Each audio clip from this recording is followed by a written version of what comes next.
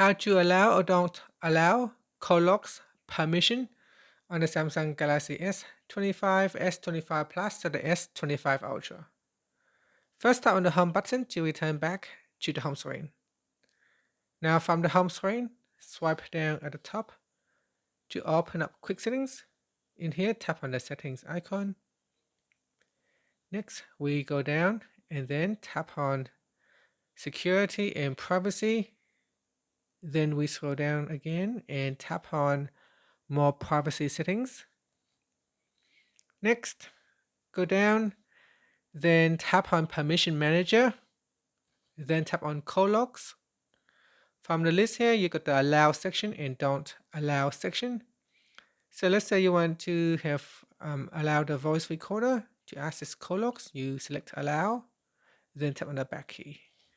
If you want to remove the permission, tap on the app, then choose don't allow, then tap on the back key. And that's it. That is how you can allow or don't allow apps to access call logs on the Samsung Galaxy S25, S25 Plus, or the S25 Ultra. And that's it. Finally, tap on the home button to return back to the home screen. If you find this video helpful, please like and subscribe to my channel for more videos.